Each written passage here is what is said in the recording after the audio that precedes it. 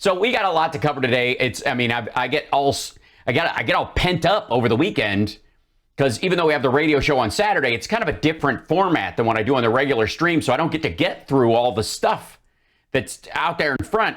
I sit there and like sometimes I now that we found sort of a time period where a regular schedule, it's a little hard to like dial it back and just hop on and kind of throw a monkey wrench in. And I think come this fall, more than likely, I'm going to be doing a lot more of that alongside the regular show, depending. So, but there's so many clips. Oh my God, there's so much stuff. And each piece is more maddening and ridiculous than the last. Now, some of it, I'm kind of hardcore in that if it's a full speech by the former guy or a full Mike Lindell, nobody looks at this, I'll do the whole thing, right? And that's kind of my point of pride on this. And if I find a clip, that's 8 minutes long or something that one of these idiots puts up as an example of their greatness and their logistical capabilities and their understanding of greater issues and molecular. Probably were born in a barn. That those I want to do in their fullness. Now, when it comes to the Bonginos of the world, most of the time he's not cutting down clips and he's just doing his whole show on there. It's an hour. They do an hour at a time, right?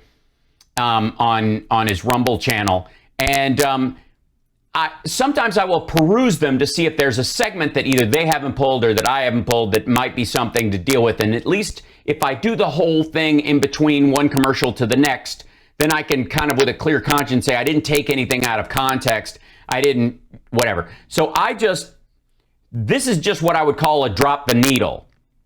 On a couple of other situations, is my audio crackling? Is it too much? Is there too much? Mike's a little weird. Okay. Is it loud crackling or is it just noises? Is it because hold on. Let me see if it has anything to do with my crazy, like the audio nature of my stuff here, because I have I know what it probably is if I turn the loudness down, maybe that'll do it. Does that help? Crackling sounds. Is it crackling? Audio popping and crackling. Still slight again. Yes. Hold on one second. I'm going to try this. Wait, that's terrible. How about this? How about I just ditch this one, remove FX, and just take that out? Does that help at all? Is this better? How about that? Is that smoother? Hopefully. I'm still working the kinks out on this side, and after I would have been 5 steps ahead if we hadn't had the horrible audio offset for yay. Thank you so much, guys. Let me know if I need to adjust any more or if it will help in any way. Excellent. Okay, cool. So when it comes to Bongino, who is looking for a teepee for his bunghole,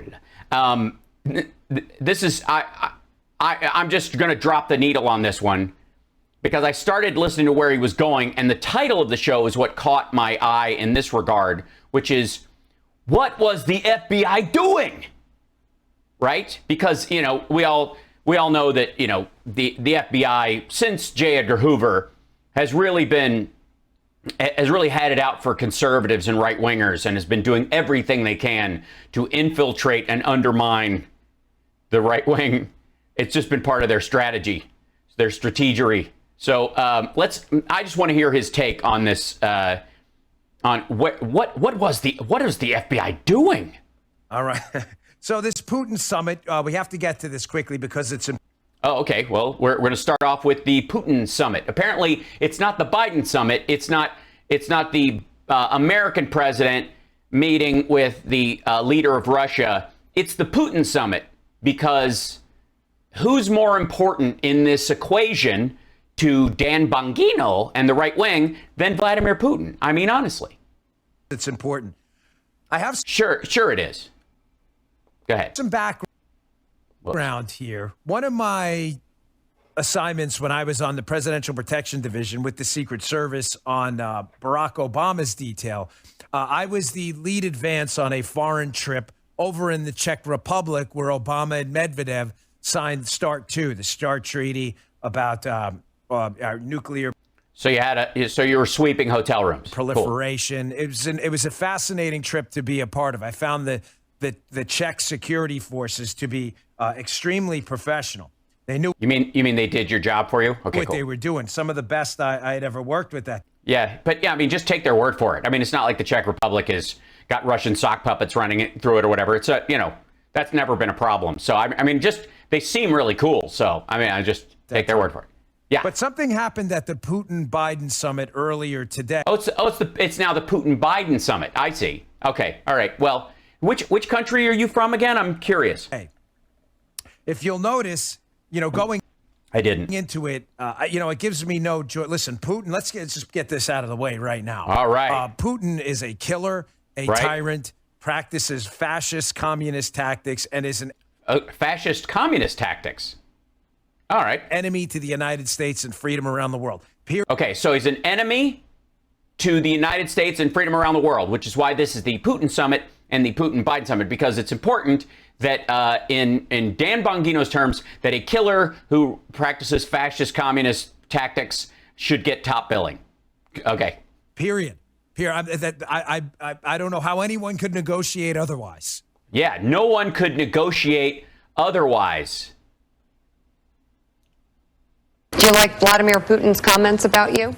Sure. When people call you brilliant, it's always good, especially when the person heads up Russia. Yeah. Well, I mean, also as a person that kills journalists, political opponents, and invades countries. And invades countries. Obviously, that it would be a concern, would it not? He's running his country, and at least he's a leader, unlike what we have in this country. Okay, so I can't imagine how anyone would negotiate differently. Or debate otherwise, or even there's barely a counterpoint to that. Yeah, there's barely a counterpoint to that. I mean, I don't even... Sure. When people call you brilliant, it's always good, especially when the person heads up Russia.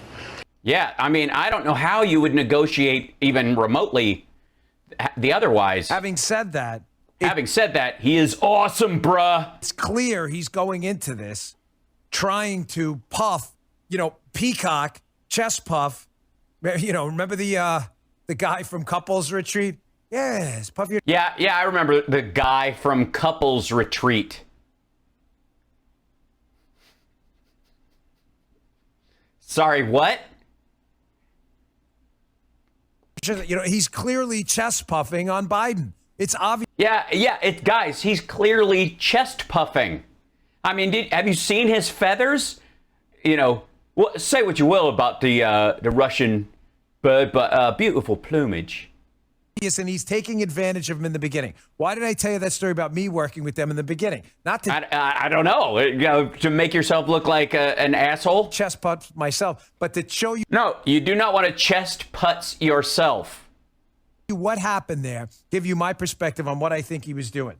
Great, that's your perspective, because as part of the advance team to sweep hotel rooms with metal detectors and bug finders, and you're trusting the Czech guards that at that time especially had a lot of alignment problems with Russian sock puppets.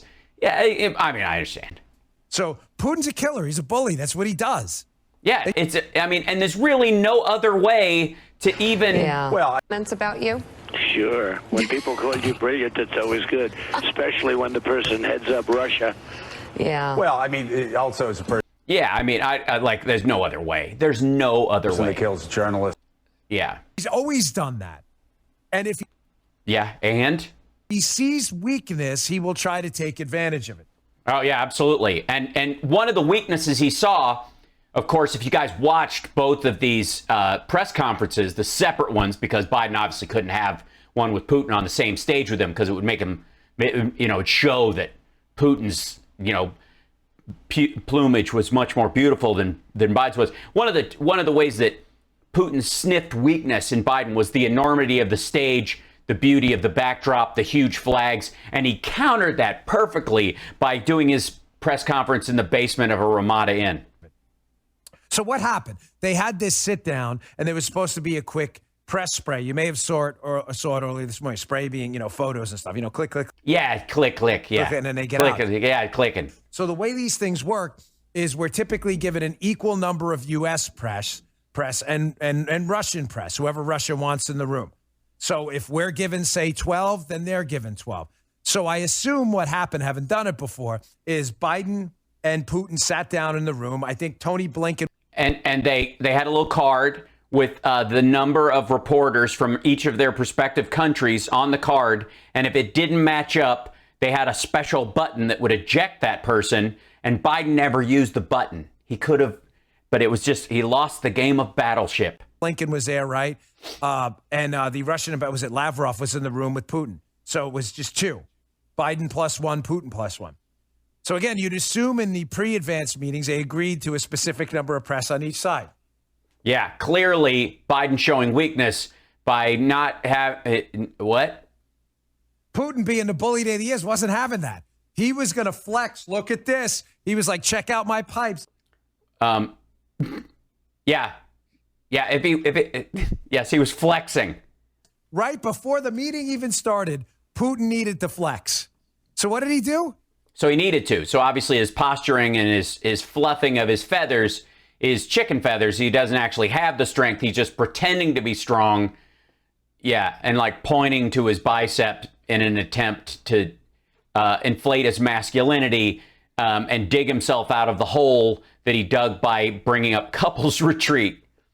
His people tried to keep the American press out and let the part of the Russian press in.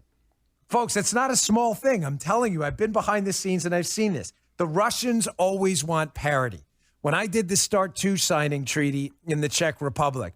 Oh, you did that? That was you? There was always three people in the room. There was a Czech security representative, me, the Secret Service, and the Russian counterpart. Whatever we got, the Russians wanted. It didn't matter if they even had the assets. They'd fly them in. Quick story. So This is really exciting, though. I'm on the edge of my seat. We had counter sniper coverage at the summit. Our snipers, we had up, I'm not going to say how many, but we had quite a few. And we had 13 and a half. Them giving full coverage around the building the summit was in. Right. Yeah. One for every corner of the building. The Russians wanted the same number, even though they didn't even have the assets. They didn't have the assets. They were like, no, let's throw out a number. We want 12. They weren't 12, but you get the point. It was 13 and a half. So I said, yeah, we need 12. The Russians were like, we want 12 too. And then we said, well, we want 7 post standers inside the signing location where Obama and Medvedev were going to sign this treaty, right? They were like, we want the exact same number. They didn't even know the posts have them. We did. I could have made the number up is the point. I could have said, no, we want post standers, by the way, Secret Service agents we put on the inside to help. Yeah, stand at post. Secure the president and the they all like are in charge of the president's post toasties. We get it. Shift. The shift works around the president. Yeah, it's fabulous. I could have made the number up totally. I could have said we want 47 post standers inside. They would have been like, we want 47 too. It's a flexing thing. Hey, look at me, pipes, chairs, peacock. Couples. You see something you seem to know a lot about. Yes, that's all they want. They want this. They just want parity. Because and they were lucky you were there because you're a human parody. Oh, different parody. I'm sorry. They want to show you, hey, we know what we're doing too. I didn't find because that's the way you show people that you know what you're doing. Is that whatever they say? It's like when you're having lunch with somebody and they order what you order. It's a true sign of strength. It doesn't make them seem weak and behind the 8 ball at all. Find their security services that impressive. To be candid with you, I found the Czechs to be very impressive. But this is a Putin power play because I'm telling you the number of press, just like the number of counter snipers and post standers, was negotiated in advance. So say it was 12 American press, 12 Russian press. Everybody in the room knew that. The fact that the Russians told the American press, you can't come in, was a way before the meeting for Putin in his typical bully way. That's the way he is to give the. Well, maybe he was just used to it with Trump.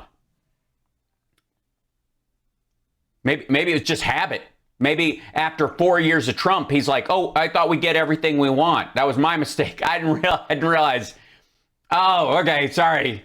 New president, who dis? Sorry, that was my bad. I thought that was part of me. Every time we do this with Trump, I say, we want this. And he'd go, okay. And he'd he'd kiss my ass and give me a rusty trombone. And then he'd reach over and he'd give me that weird handshake where his palm is up like a dog that wants his belly scratched. That kind of thing. Sorry about that. Yeah, sorry, Biden, my mistake. The double-barreled middle finger to the Biden administration and say, nope, not today. Before this meeting even starts, I'm going to tell you to go pound sand, and I give 0 hits with an S in front of it about what you think. That's exactly what that was. It was not a mistake. It was done on purpose. There was American press in the room. I don't know where he's going with this. Like that they tried this and failed? That's how. Because you want to, nothing shows strength like right before a meeting, flexing, and then throwing your back out, lifting the sofa. How Putin is. Granted, we were there. It was Medvedev's team. It was the same routine with them. Everything we had, they want. We had a security room on the floor. They wanted a security room. It didn't even matter if they had communications equipment. They didn't care. Flex and move on Putin. Guys have. Yeah, I mean, honestly, it beats the shit out of like the locations for the press conferences afterwards. I mean, how do you ever even recover from that thing that he tried that didn't actually work? Chest puff and bully. And you got to just power right through him and his people. We didn't let them steamroll us, but we didn't have a choice with the Czechs. The Czechs, obviously didn't want to, piss off the Russians, so they agreed to most of their demands. But that's it. They want what you have. Right. And? Got a lot of content to get to today. Really? Was that part of it? Was that content? I'm still fucking confused. How is this a sign of how does this make Putin look like a winner? I'm honest to God. I did not know where he was going with this. Folks, we're in a really dangerous spot. Well, yeah, of course. I mean, half of our reporters aren't getting into a room that they got into. Just yesterday at length, and I hope you listened to the show because it was. No, I mean, it was Father's Day. I had shit to do. And, nobody needs to. I mean, I know I have to watch your shit for these folks. Bless you and thank you for your super chats and your support and your the patrons.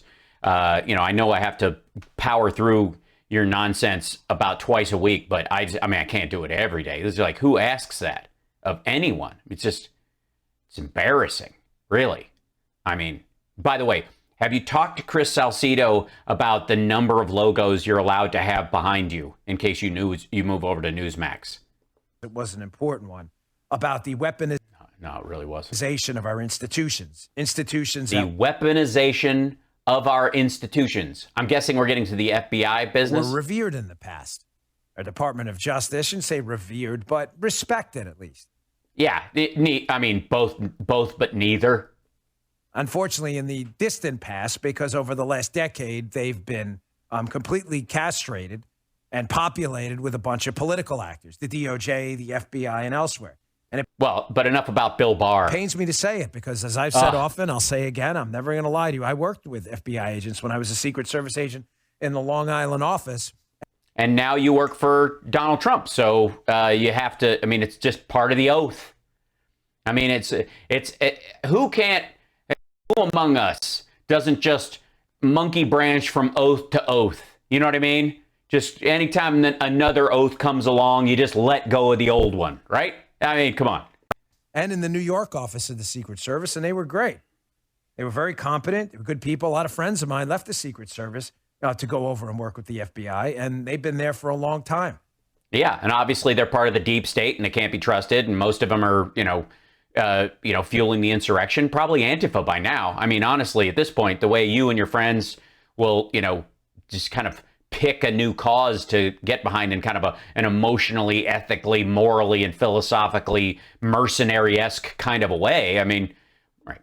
So it pains Thank you, Thomas to Anna. see these institutions go up in front of the American people. The Department of Justice, led by the Agino, Attorney General in name only, Merrick Garland, who is a total politician now. To go up in front of the American people. If he was a total politician, then the left would not be complaining about him the way they are. As a matter of fact, he's so middle of the road about it that might be the total politician part of it, in that he's not going after Donald Trump hook, line, and sinker the way he should. Like Garland did again, and just makes stuff up. Terrible. What's he making up? Let me play this cut here, and there's 2 takeaways I want you to take from this. Here's Merrick Garland. Okay, how about I hear the clips and I make up my own mind about what I'm going to take away from it? Oh, no, I'm sorry. You assign us with what we're supposed to think before you play the thing, so that when you play the thing, we think what you want us to think about instead of hearing other stuff. I see. So this is just like the confirmation bias show. Gotcha. Okay. Garland promoting again the myth. Thanks, Henry. What I believe is also foreign propaganda meant to divide us. That there's some race war brewing in the United States because the biggest threat to the homeland and our existence is white supremacy all over everywhere. It isn't all over everywhere. It is the biggest domestic threat, but the biggest domestic threat is not, for example, the biggest threat to human life in the country. You know what I mean? We're in the I mean, the world's shortest NBA player at this point, right? Like the world's shortest giant. This is a conversation we're having. Yes, it's a threat. It's not the threat. Heart disease is way up there. Car accidents are going to get you. But in terms of domestic, as far as terror threats go, and as specifically domestic terror threats, the world's shortest giant or the world's tallest ant is, in this particular case, white supremacist militia groups. Number 3 is black supremacist groups. And they're not far behind. They're like within shooting distance, no pun intended. And that just shows you what a small threat they are. The only problem we have is it's that Timothy McVeigh problem. You know what I mean? Where a truck full of shit can do a lot of damage to a lot of people. That's our concern. It's not that there's a lot of them and they're everywhere. It's that the ones that are there tend to rent Ryder trucks and park them in front of buildings with a nursery or preschool on the first floor. Ladies and gentlemen, there's no facts or data to back up the claim that this is the most prominent threat in the United States. Yeah, it isn't. No one is saying it's the most prominent threat in the United States.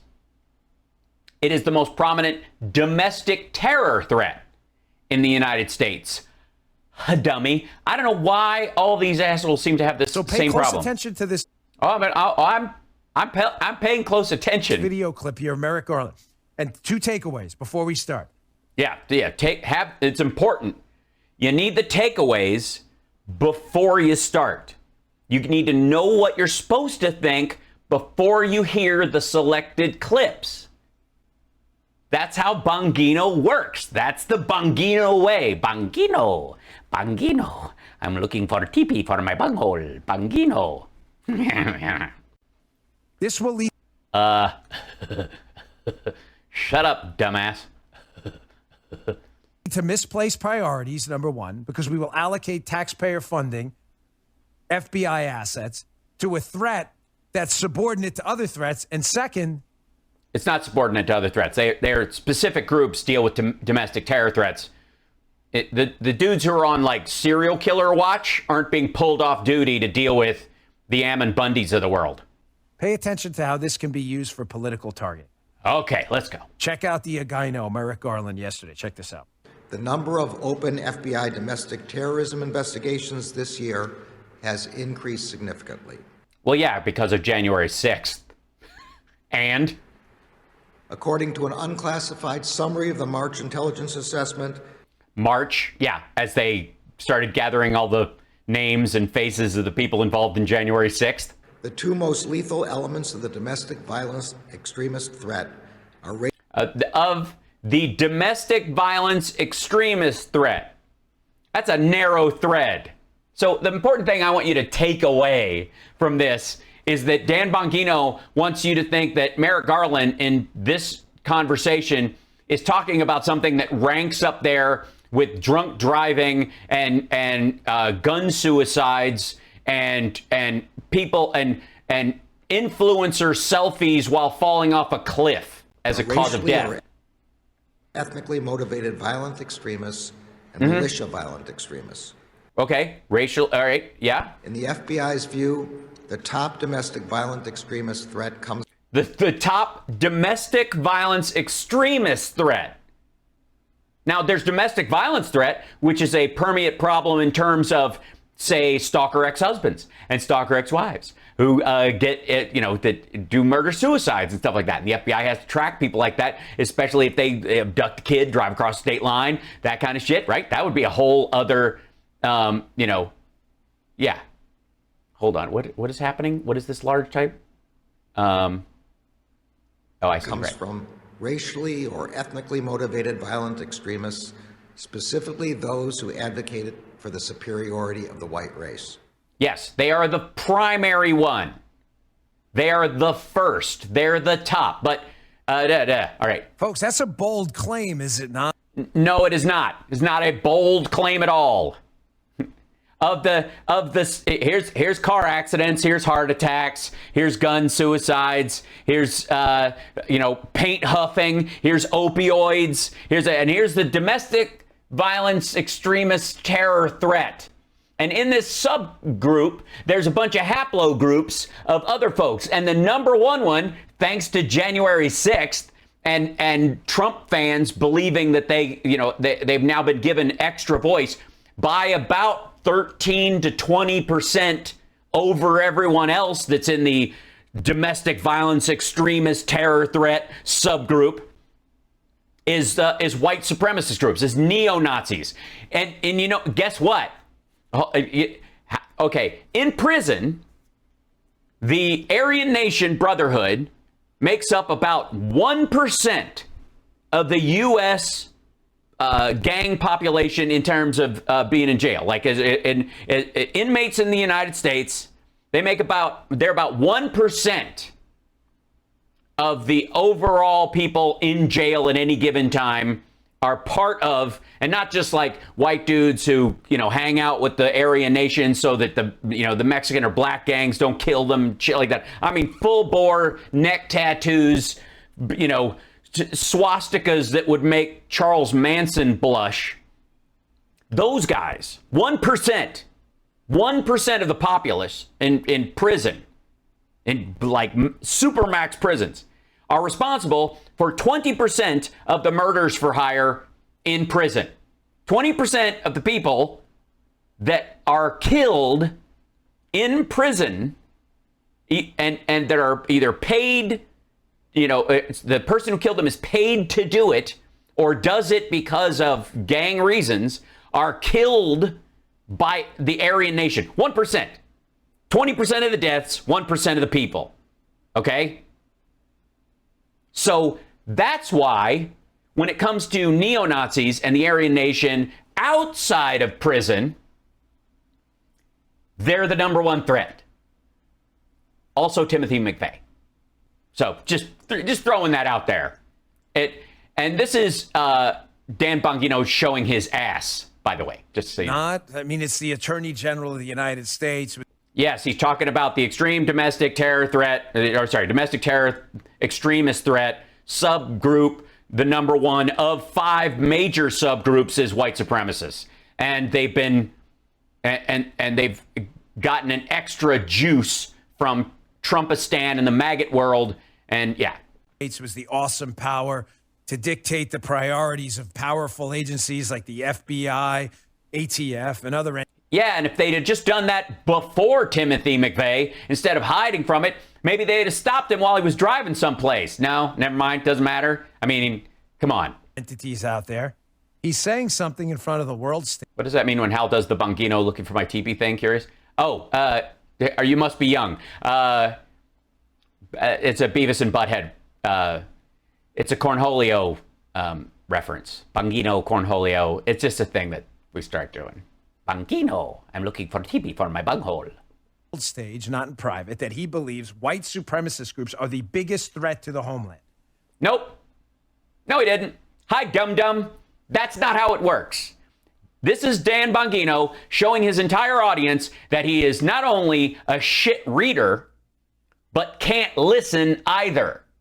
The biggest domestic terror threat from extremist racial groups is white supremacists, not the overall greatest threat to the homeland. You, sir, are a moron. How is this honest? How are you? You just played the clip. How are you this dumb? Now, again, I've discussed this topic often, but it is and never made sense. worth repeating because it Because even my own words don't make sense in my own head. is so important. It is. It's very important. Having Not important enough to actually listen to the clips you're playing and react to them for what is said. No, it's very important to go into each clip you're listening to with a preconceived notion that you've either come up with in your own head, which I don't necessarily believe. It sounds like marching orders. I don't know that you're, maybe you're dumb on this, like with this level of originality. I almost doubt it, because it seems like one of these FBI is behind the insurrection, marching orders bullshit when we see Glenn Beck and Tucker Carlson and Bongino looking for, but let's see. Having seen the federal law enforcement infrastructure from the inside, I get how some people out there, some, not all, conservatives are kind of hip to this stuff, but some Yeah, they're totally hip. moderate Republicans and moderate Democrats, they know this is false. They know. No, what we know is false is your moronic, I guess, interpretation, if I can be that generous in using that word, of what you are seeing and hearing, because I'm being generous in not just saying you're a fucking idiot, incapable of processing a normal sentence. They know on its face that it's laughable that this is No, your interpretation is laughable, dum-dum. not the biggest threat to the United States. We have China, Russia. Oh, my God. So China and Russia are a domestic terror extremist threat? They're in that subgroup? Are they? Dum-dum? Holy shit. Oh. ISIS, Al-Qaeda, terror Yeah, totally. Yeah, domestic ISIS. groups, AQAP. We have terror groups all over the world. Yeah, none of them are domestic terrorist extremist groups subcategorized into racial superiority groups, are they? That would annihilate us tomorrow. So we Yeah, but again, FBI versus CIA, they're kind of the CIA's business because they're outside the country. FBI does shit inside the country. And they have other groups that deal with foreign terrorists on American soil that the FBI and the CIA work together. Look who I'm talking to, Mr. SATs. So we know this claim to be false, but there are No. There is no false claim. We know that you have a cramp in your head. some people down the center of the aisle who will say to you, because I've heard it, whatever, it's just posturing. He's the attorney general. This is really no big deal. I'm not. No one in the middle is saying that, because no one in the middle is listening to you and going anything but this asshole can't understand English. Kidding. They've kind of implied as much in their conversations. They imply that because they can't produce any evidence that this is true, that white supremacy is the biggest threat in the United States to our home. It isn't. It is not the biggest threat to the United States and our homeland. It is the biggest domestic terrorist extremist threat, and only by a little. Fucking hell. Should start calling this Hal slowly ascends into insanity. Descends, sure, into insanity while he watches conservative stupidity for his viewers' entertainment. It's a lot. Fucking hell, this is dumb. I wish this made me look smart to deal with this. But you all heard the clip. You all heard what Mayor Garland said. You've heard all of the conversations about this shit. And he's not the only one having this idiotic take either. We've watched Tucker Carlson. We've seen Glenn Beck have this same stupid read on it. This is not what about China and Russia? They're not domestic terrorist extremist threats subgrouped into racial supremacy groups. Fucking hell. Folks, it's not harmless. It's mostly harmless. And that's only because my favorite fiction book is, of course, Hitchhiker's Guide to the Galaxy. Don't panic. It's not just a gyno propaganda from our attorney general in name only. It's not. You're right. It is not. It is not. It's absolutely not. It is the Hungarian translation, like language book, phrase book. That's what I was looking for. Phrase book. Sketch from Monty Python. My hovercraft is full of eels. Oh, matches. Thanks very much. Drop your pants, Sir William. I cannot wait till lunchtime. This has very real consequences, which could get people hurt or killed. Yeah, which is why you're not in a position of power anymore. You're just a mouthpiece on AM radio. Now, I do the same thing, but I don't claim to be, how do I phrase this? I don't claim that the regular language of other people that everyone else can also hear and understand has a certain meaning to it, has whatever meaning I assign to it, even if that directly contradicts what they're saying, what other people hear. Because what kind of an asshole lives like that? I told you the two things to pay attention before we went in. I'll tell you them again on the way out of that video. Yeah, please. What were they? This is what people are policy, ladies and gentlemen. Yeah. Merrick Garland, what he says as the Attorney General is policy. Right. What you hear is idiocy. So I understand they both end kind of in OC. So it's, yeah. That's policy now. Fucking hell. Oh, Dan. Oh, Dan. Oh, Danny boy. The dumb is frightening. Well, did he, write it down and build it into the FBI handbook? He doesn't have to. Yeah, that's what you do. You build it in. Absolutely. Yeah, you use a turret lathe, I think. He's the Attorney General. He gets to dictate the allocation of manpower and money as to where we are going to prioritize our law enforcement and intelligence opportunities within the FBI. Yeah, and thank God it's based on what he says and actually is doing, as opposed to Dan Bongino's shithead inability to comprehend a normal sentence. Phew! Dodge that bullet. FBI and DOJ. And he's telling you all right there that he is going to allocate those resources towards a white supremacist terror threat that he says needs primacy, is number one. No, it's amongst those things. He's got different divisions. And in the Civil Rights Division and in the Domestic Terror Division, they have subgroups that handle each of these.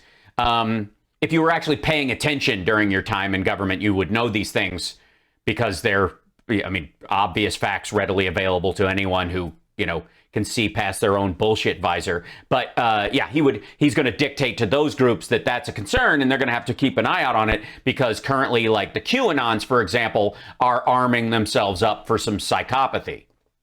Well, what does that mean? I don't know. And you're the last person I would ask. Ladies and gentlemen, the FBI is barely as big as the NYPD personnel-wise. The NYPD might be bigger. The numbers.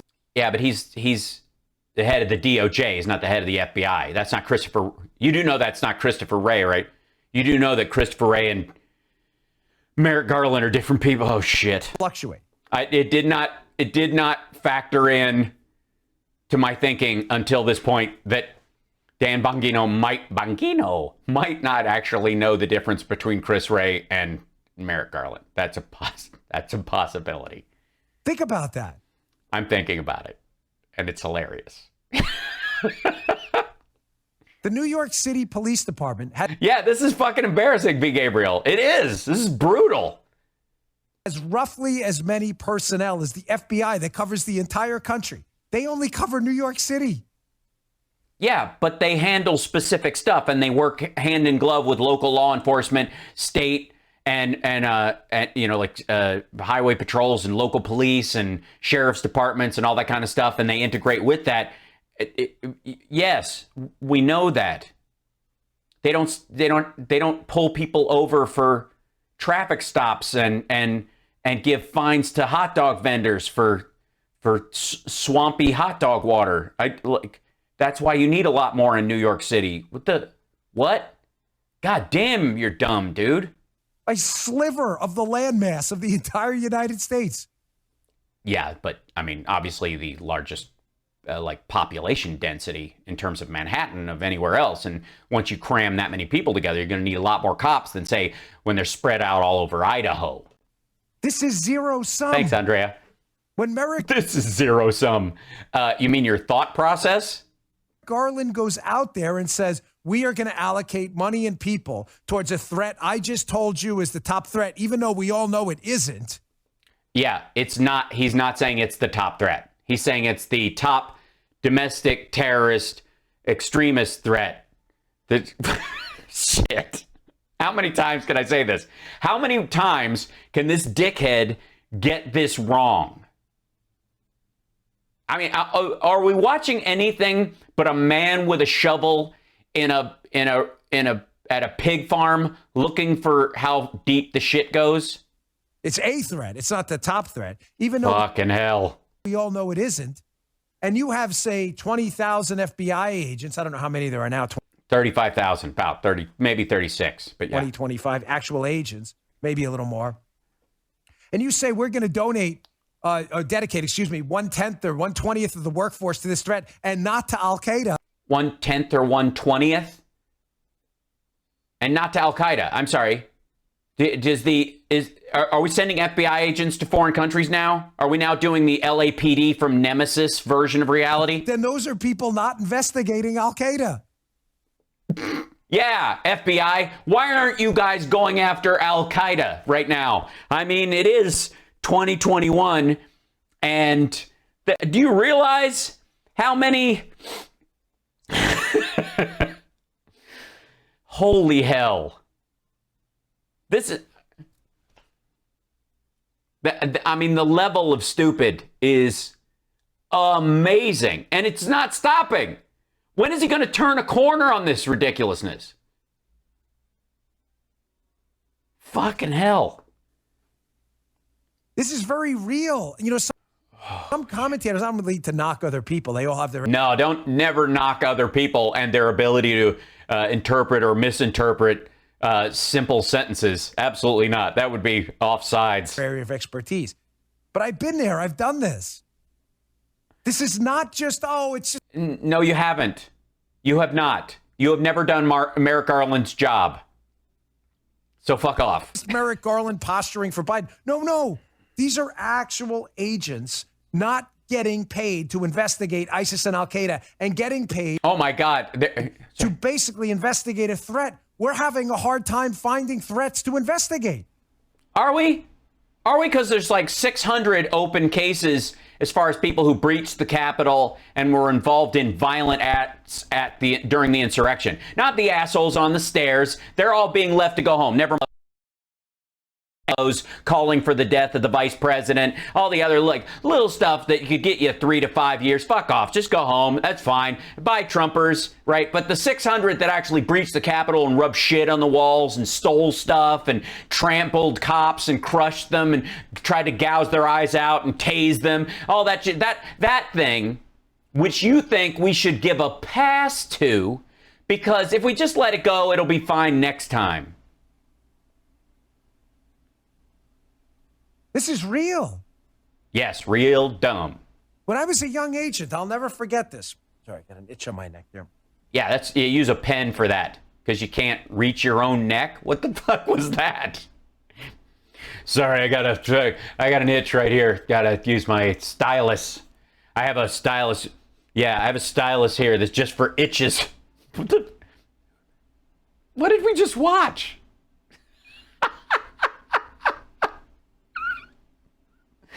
You do realize you're like 80% on the radio, right? No one can hear that. Just scratch and move on. Who announces scratches? This is fucked up. When you come out of Secret Service training, they stick you on Treasury check cases. Folks, they're the dumbest cases ever. Dumbest in that we should be doing so much more. We protect the president. They should have left that to the IRS or someone else. But for some reason... Yeah, you're Treasury agents and you're brand fucking new. And they've got a long time to check and see if you're trustworthy, if you're a mole, if you're going to turn, if you're going to drop, if all that training they put into you actually paid off. No, you don't get to go straight in to protecting the president, you moron. reason the Secret Service at the time didn't want to. This asshole is going to turn me into John Malkovich by the end of this. You are a fucking idiot, you moron. Give it up. I love the service, but it was just stupid. Well, and I can understand why they wanted to keep you there. They call them T-check investigations. What would happen? You know, whatever. Joe Gee gets a their tax return check back. Treasury sends them $1,000 refund, right? They've overpaid in their taxes. You know, you get it now they usually do it electronically, but back then all of it was done via Treasury check. Folks, criminals knew right around the window of time the Treasury would mail out refund checks. It's like a certain window of time when people do their taxes. So they would go mailbox diving, steal the checks, sign them, and cash them. We would waste more time on these dopey investigations for a $500 Treasury check. Leave that to, you know, the IRS or others or the Treasury Department or TIG. You are the Treasury Department. The Secret Service is a part of the Treasury Department. Talk to Congress. Hey, Trump had the White House, the Senate, and the House. They could have passed a bill moving the Secret Service out from under Treasury and into Department of Homeland Security, but then we'd have the sad situation where Donald John Trump isn't followed around by Treasury agents the rest of his natural life, and who would want to miss that? Or whatever it was. Why were we doing that? Because you're Treasury agents, because the Secret Service is under the Treasury Department. That's how you get started, and it's also a trust exercise to see if you can be bought. There's a lot of money flowing around. It actually serves multiple purposes. And the answer is because someone in the director's office at the time thought it was a good idea the Secret Service would investigate Treasury checks. I have no idea why. Because the Secret Service is under the Treasury Department. And it was started that way, and you probably learned that in the first 3 days during the training, I would think. I don't know anyone who doesn't know that. They deemed it a priority. Therefore, what were we not doing? You were not doing jobs you were not trusted to do yet. Not spending time on protective intelligence cases, presidential threats, critical infrastructure, and other important stuff. Because you can't be trusted yet. You're still new, and you don't know what the fuck you're doing, and it's a team building thing, and that you don't get to jump straight into that because that's how people get assassinated. Dum-dum. There's a real penalty to this. I cannot emphasize this enough. We know that's why you're not a point person anymore. I believe it's the value of this show in relationship to other shows out there that haven't seen it from the inside. Yeah, totally. You have a perspective on the English language, for example, that almost no one else has, that hasn't run a stop sign and been killed on their way to work. It's not a knock on them. They have very specific areas of expertise. I don't. Yes, and wonderful sense of humor and an almost intolerable level of cuteness. Don't have. And their shows are valuable for other reasons. Yeah. I mean, we're not talking about Ben Shapiro, are we? No, of course not. Not a knock. Not a knock because you don't know what they do. I've seen it.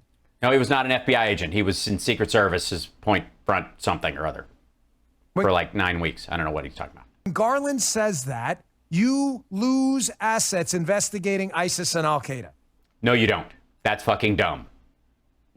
But second, the second part, not just misplaced priorities, penalty to Garland's ridiculous white supremacy is the #1 threat speech. Oh, is that what it was? That's the title of that speech? White supremacy is the #1 threat? Is it? Is it really? Is that really what he said? Is that even marginally close to what he said? Folks, this can be abused for political targeting. Uh-oh. This is really just an opportunity for them to go after white people, you know, the purebreds like Rudy Giuliani and Don Jr. This white supremacist label has... So when they go after black supremacists, like the black Hebrew Israelites, for example, that can't be mismanaged. That's... No? Become a label applied to things where the relationship to a race motive Thanks, Terry.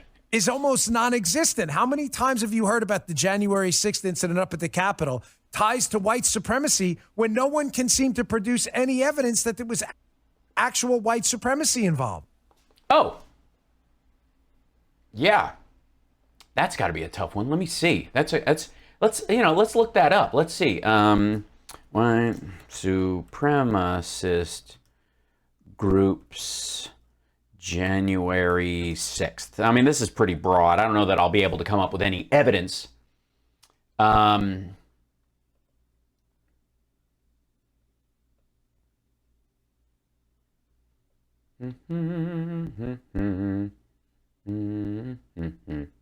Members of several well-known hate groups identified at Capitol riot. Members of the ultra-nationalist street gang known as the Proud Boys were easy to spot at the protests. I don't technically qualify them. They are West supremacists, but they have branch groups within them that are white supremacists that are, and they use, I would tokenism to cover themselves. But there you go.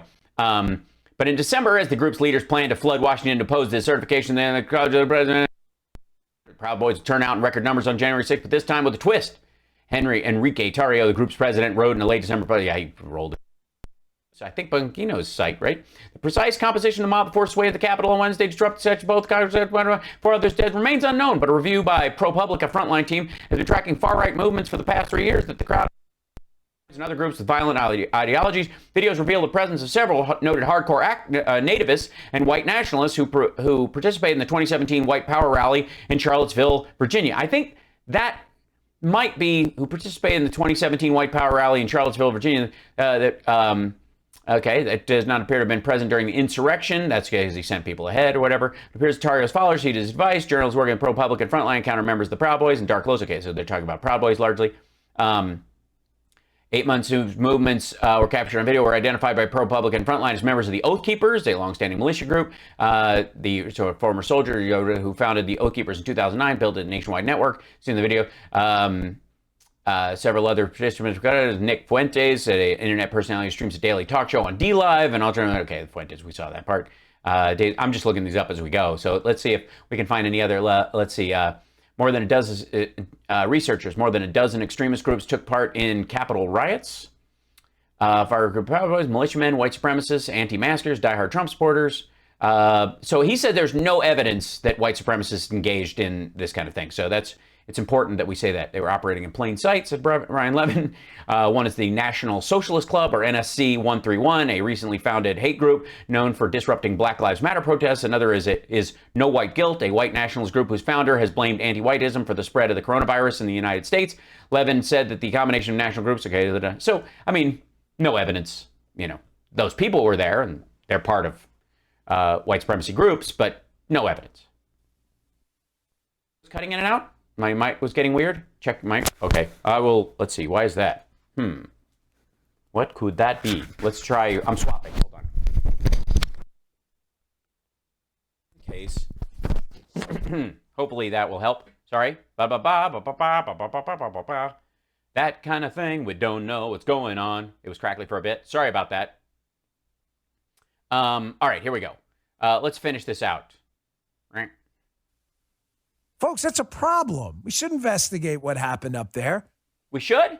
We should investigate what happened up there. Oh, we should. Oh, Dan Bongino says we should.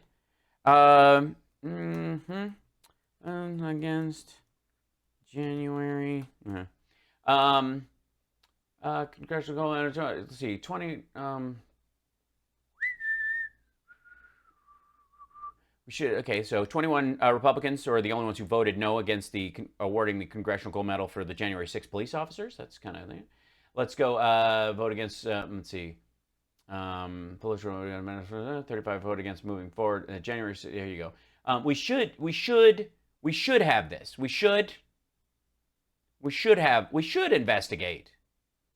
We should investigate, right? Bongino. We should. All right. But tying it to a racial motive when you don't have any evidence of an actual racial motive, is that a political gesture? No, all of January 6th was not racially motivated. But racially motivated groups were there, and they are in the sub-haplo group of domestic violent extremists based on racial ideology as opposed to political ideology or something, are the largest racial ideology group and the most dangerous, and a bunch of them did show up, and that means they're getting bolder, and they engaged in physical violence against the Capitol, against people at the Capitol, against police officers, that is, they're concerned that might snowball into more deaths, but obviously you don't give a shit because the people who should be stopping the Timothy McVeighs of the world should be looking at Al-Qaeda in Afghanistan. Or is that a law enforcement? Now I'm out of sync. Is that it drifted? Was that when it did it? That's weird. Hold on. Just making sure, checking something out. I don't know why that it may be something that we have to deal with, but everything looks like it's normal. Sound fine? Okay, good. That's so odd. Don't know what to do. Fix it as it go. All right. Thank you. Can't stop lying. Whew. All right. I've got the sync panic from Saturday. Yeesh. All right. So here we go. Let's finish this out because he's got to go to commercial soon, doesn't he? Enforcement one. And don't you have My Pillows to sell? You see how this can be applied to anything? No, it cannot be applied to anything. There are no tennis groups and no Boy Scout troops and no Etsy IPA farm hops growing sourdough groups that I'm concerned about storming the Capitol. No, it cannot be applied to anything. Certain candidate runs for office they don't like. All of a sudden, the FBI is investigating white supremacy. He talked to a guy who knew a guy who talked to a guy who was on Capitol Hill, January 6th, white supremacy. Yeah, is that how it works? He talked to a guy who saw a guy who was on January 6th. So everybody that like Lauren Boebert, for example, she's in office right now. She talked to a guy who hung out with people who were I think she even invited some of these assholes to scout the location. You see where this can go? Yes, up your ass on a tiki torch. No one cares. Your paranoid fantasies about where law enforcement could go. Do you realize if we give law enforcement the ability to get a warrant, they might just decide to look at anybody's criminal endeavors. Oh, how you have a bunch of FBI agents now, follow me, who have nothing to investigate because these attacks by white supremacists, thankfully, are so few and far between. So they have to go find stuff to do. Yes. Well, hopefully one of the things they'll find to do is stop the next Timothy McVeigh. And by the way, if they go looking and find nothing, then they will report back and that they will go, statistically, this has gone down since the 6th, which is obviously was a big spike. This is what we found. This is all we got. These are the people we have to look at. They're not going to, unless you have that low an opinion of the FBI that they're just going to keep cashing the check to do no work, which you might. They're in their office trying to impress their boss. That's right. It's just ego. Now, all of a sudden, they get a tip from a guy that says, hey, candidate, Joey Bag of Donuts is running for office on Long Island. I heard he put a Parler post up, which linked to a Twitter post, which linked to a Facebook post by the friend of a cousin who was at January 6th, the FBI. And they'll hang up on him before he even finishes the call. Guy's like, I got to make a case. Merrick Garland said white supremacy, #1. So they start investigating. Yeah, and they find nothing, and Merrick Garland goes, why are you wasting your time chasing down 5th generation shit posters? This guy, do you see how this goes down the road to tyranny like that, lickety split? Yeah, it will not go down the road to tyranny lickety split.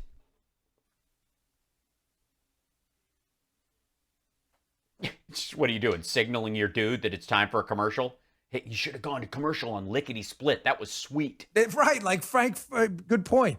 Remember Frank? Yeah, no, I didn't hear it. Yes, thank you for what? Can he hear me? This is scaring me now. Fugazi, the FBI assistant director who goes on MSNBC. We played that cut last week. You don't understand. Trump put the flags, and he says half-mast should be half-staff on 8/8, August 8th. 8/8 is short for Heil Hitler. And we were like, wait, what, dude? What are you? It's a perfect example. that you don't know that 8-8 is one of the tattoos that white supremacists have, especially in prison gangs? Fucking hell. It's the 8th you've been listening to all this QAnon shit? You don't know what number the important letters of the alphabet are at this point? HH. 8-8. Fucking hell. He doesn't have evidence of this mass white. Hold on. Oh, God. The number of people like on Facebook trying to sell shit, I'm going to take as a huge compliment. Supremacist conspiracy to take down the United States everywhere, that it's the number one threat. So they just make it up. They didn't just make up the idea that 8-8 is all right. God damn it! Like, how fucking dumb is this dude? How do you have to live that your ignorance is the intelligence point whereby everyone else's actions are judged? And holy shit. 8-8 Heil Hitler. Oh, God damn it. I'm going to get myself on a watch list having to look up this moron's. Here we go.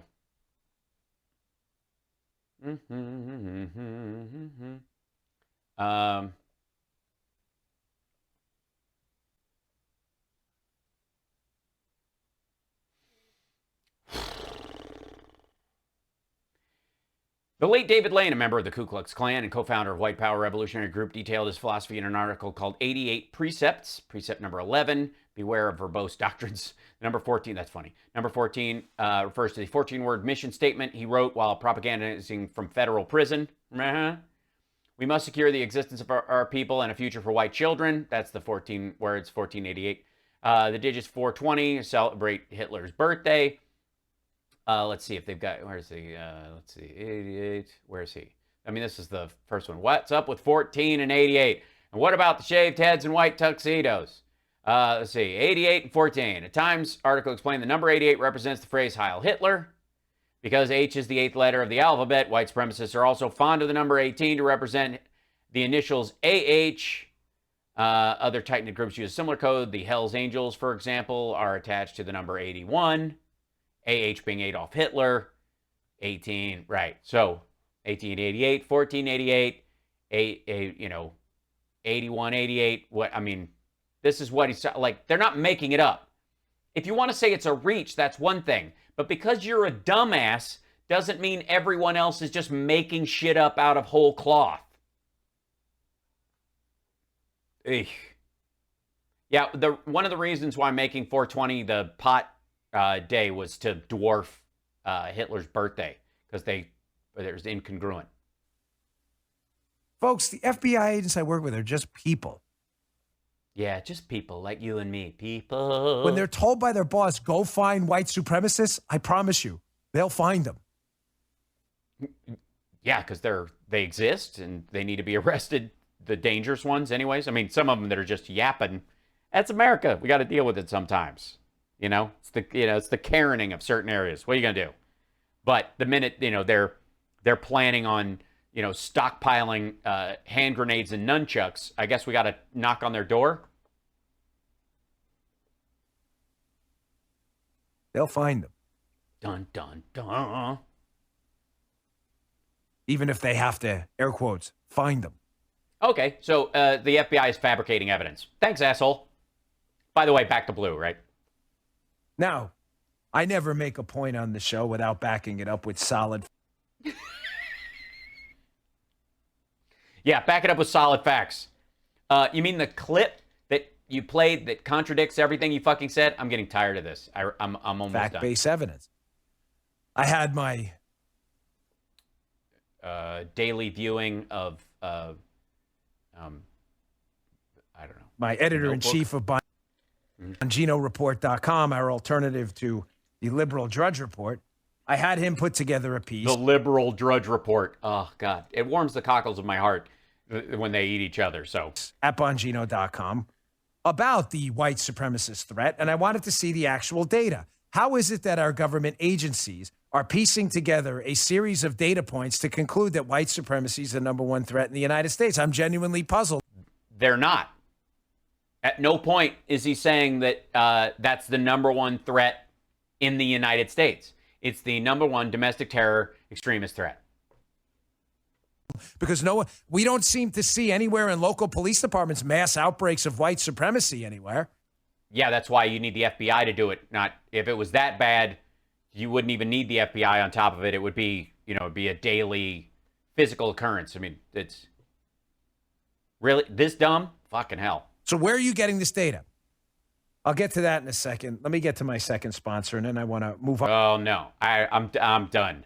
We've already done this shit before. You don't get to drop that as stick around. I'm not gonna look like quite the dumbass you think I am. Oh my God. Shit. Thanks, Benny Loco. I was like, that was rough. I mean, the next level stupid that Dan Bongino is selling is frigging amazing.